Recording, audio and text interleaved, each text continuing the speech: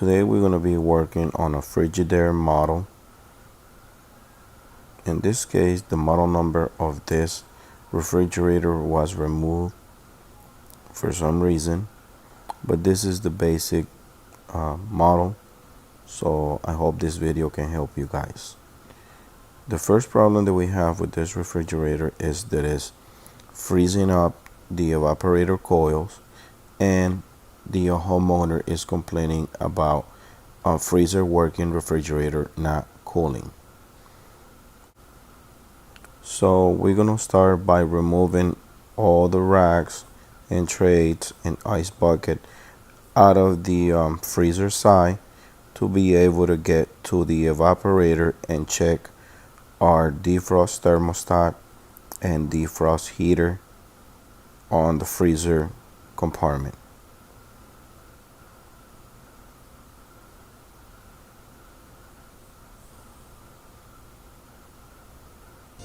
Welcome to DIY Repair Now. Read all the warnings, and during this video you will see one or more of these icons to help you do this repair safe. We're gonna start by removing the middle tray and the top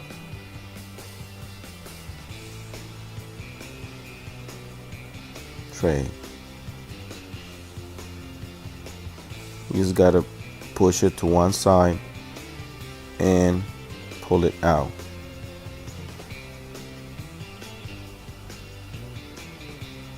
Then we're gonna remove all 4 screws that are holding the panel for the evaporator coils. After we remove the panel, what we're gonna do is remove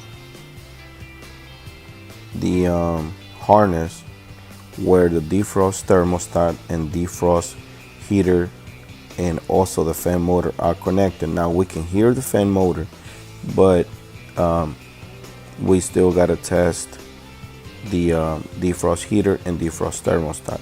In this case, what we're gonna do is just follow the wires from the defrost thermostat and the defrost heater in the harness and check with our ohm meter or check for continuity. In this case, I have a tester that checks continuity with tone, so I just have to be paying attention to the tone, and in this case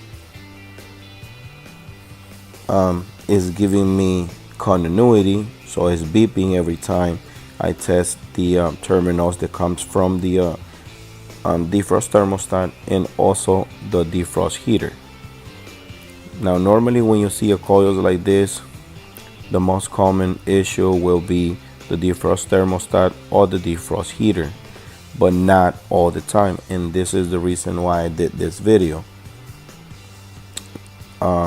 The other thing that it could be is the main control board, but not so fast. Sometimes it could be the damper. If this damper, the mechanism on the damper is not letting it open all the way, or it's not open at all, it's no cold air going into the refrigerator, and that could cause this problem. Now we're gonna go ahead and remove all this main control board, and as you see, you remove all those screws to be able to get to it. There's one more screws right there by the water filter housing. After you remove all the screws that I pointed out, and you remove the one by the filter housing, then the whole panel comes down. So the next thing you're gonna do is carefully remove the harness from the computer board. All this panel has the main control board, the damper mechanism, and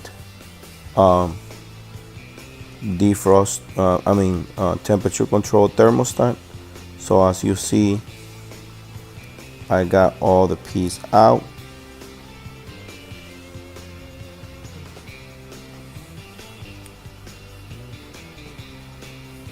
and I was trying to get everything on camera, but I'm doing this job by myself, so it's a little difficult. This is the part that we're gonna be replacing, and as you're gonna see in this picture, you can see that the mechanism is broken, so it's not opening and closing the way it's supposed to. As a matter of fact, it got stuck on the closed position, and there's no cold air going on the refrigerator side. This is the brand new part, and for some reason my camera stops working when I was replacing the part, but it's very simple. You just remove it from the housing and just install all the harness that goes, which is basically only 3 connectors, one for the switch, one for the motor, and one for the ground. Now remember to insert the temperature control thermostat right back where it was, which is that black tube right there. That is our temperature control thermostat. Plug the harness back in place and go ahead and start installing all our screws. We're going to start from the one in the back, which is the bigger screw, and then we gonna go ahead and do the rest. We're gonna do the one for the filter housing. Our bit got stuck in the screw, so we just got it out and install all 3 screws on the front, the one on the side, and we will plug in our filter housing the way it was.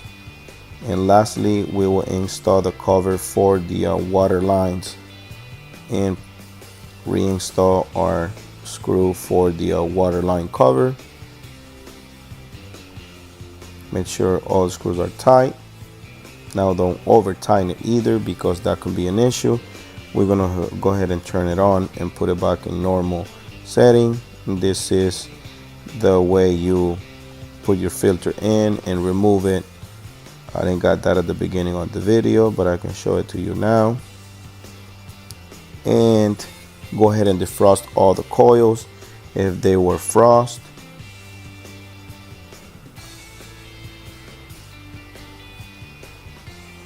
And go ahead and install our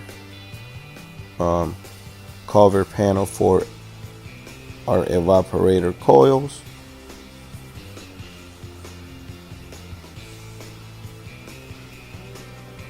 And reinstall all 4 screws to secure the evaporator coils. Now remember, in this type of panels, you have to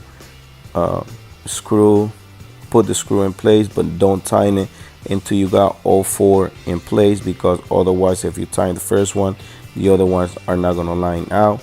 Just go ahead and install our racks back in place just the way they work. Try to take a picture before you're removing, that way it's easier for you to reinstall it back in place.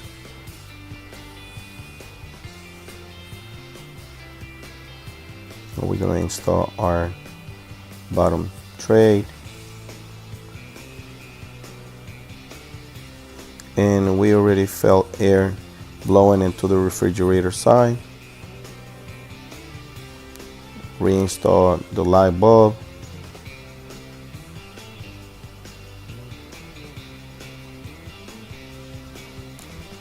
If the rags has this secure rubber clamps, just put them back where they were, and that's it.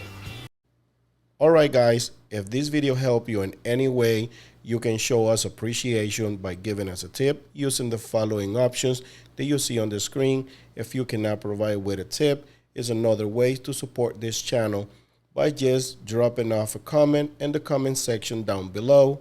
Subscribe to our channel, give us a thumbs up, and turn on the bell to receive notifications. Thanks for watching.